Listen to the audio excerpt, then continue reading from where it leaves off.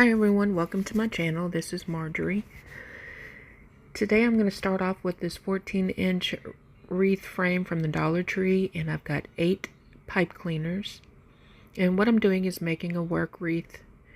There are 6 sections, and each section gets 3 pipe cleaners. And so in between each section, the 2 inner rings will get 1 pipe cleaner, and the outer 2 rings will get 2 pipe cleaners. This is a really quick, easy, affordable way of making your own work form instead of having to pay $5+ for one of those. This is really just like $1.50. So I've got this fine mesh from Craft Outlet, and I've cut it into 30-inch lengths. And I'm going to do a cruffle method here, where I just curl it 3 times, put a clip on it, and then curl the other side 3 times, and then walk my fingers up to make a cruffle. And then I just open up one of these pipe cleaners and attach it right on top. I also have these 10-inch cuts, and I know typically in my videos you'll see me do a curl with it, but today I thought I'd try something new and just do an additional ruffle. And so I fold over each cut side about half an inch to an inch, and then I just ruffle it up, running my fingers through the middle. Now I did use black pipe cleaners here. It really doesn't matter. You can use any color that you want, because the majority of the time it doesn't show once you have all the ribbon tails, signs, whatever attachments that you would like. It wouldn't really matter. But here I'm just doing another cruffle, and then I'm going to add in another 10-inch ruffle at the top. I'm not going to show you how to do all of these, but I am going to show you this one section just so you can see how nice and fluffy it gets and how it looks really beautiful.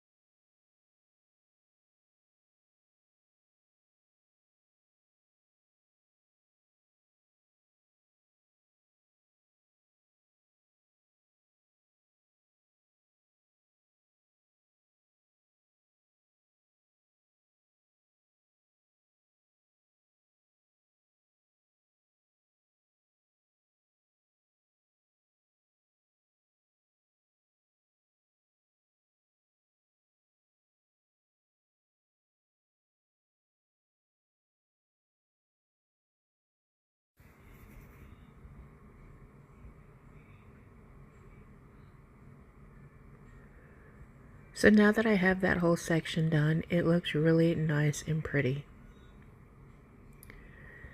Here I'm doing another little ruffle just because I want to show you what it looks like when it's halfway full, and then I'll do another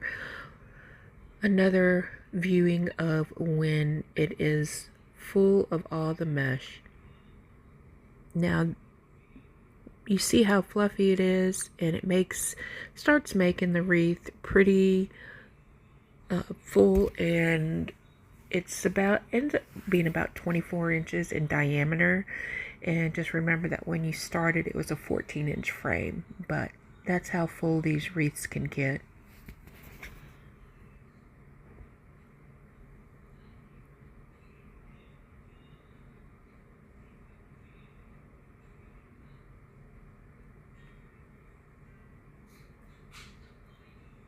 So now that I have all those on there, I'm going to start with my ribbon tails. And here I have 2 14-inch tails.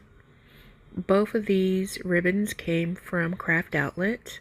I absolutely love the Harley Quinn pattern. It's probably one of my most favorite patterns. in various colors. It always looks so pretty.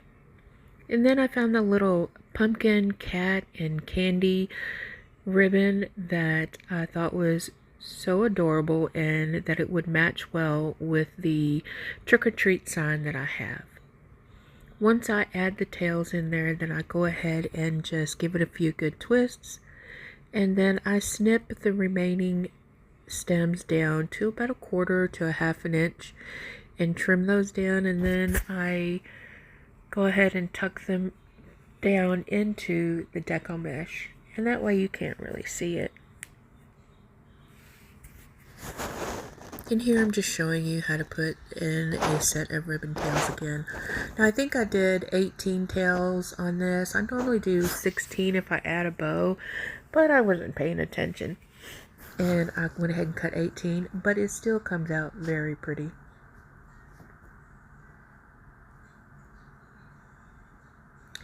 Now here's this trick-or-treat sign. I actually got it from Temu, and I thought it paired really nice with the ribbons. Now for the mesh, if you didn't want a bright background like I did, you could absolutely use, any different color that you see in the sign and help it match. I just chose white because I wanted it to have, pops of color between the sign and the ribbon. And this is supposed to be a cute Halloween wreath, not a scary or spooky one, so I just thought that it would pair up very nicely. What I'm doing here is making the bow, and my long tail I did at 15 inches, and then I'm doing 6-inch loops, 2 loops on each side, and then I cut the short tail at 7 inches for the top. Now I have 3 different ribbons that I'm using. 2 of the ribbons that you saw earlier, or these 2 that I used on the wreath already, and then another one that was partially used but also from Craft Outlet. So I didn't have a whole lot left on the spool, so I thought I would just add in extra tails, and that's why I went ahead and measured off 15 inches and then measured off 7 at the top so I could just have the extra tails in there. So for this ribbon, I am actually making the loop sizes a little bit smaller. They're at about 5.5 inches. And you'll see that I will do the same thing with the end of the spool as far as adding 2 additional tails.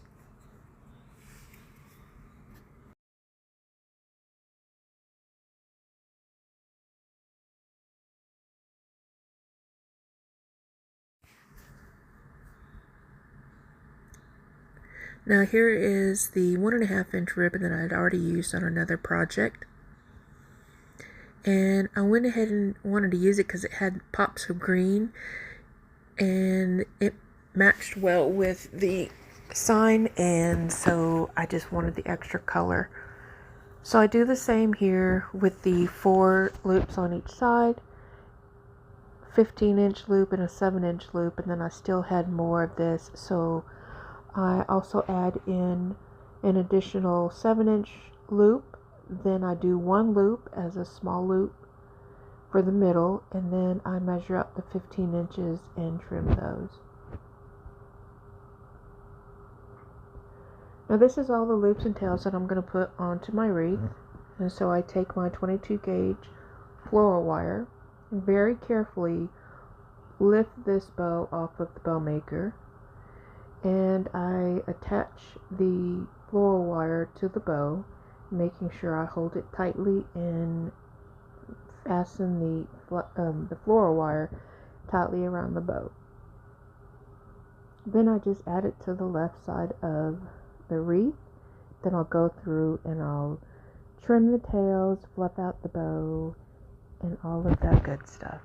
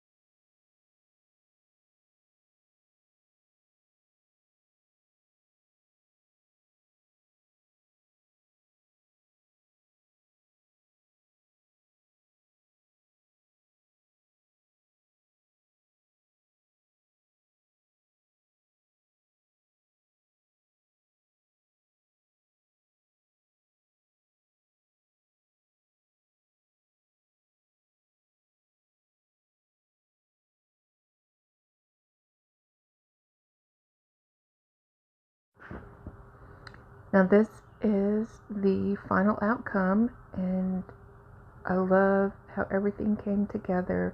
I love the pop of green and the bow. And I want to say thank you guys for stopping by and watching with me. Y'all have a good week.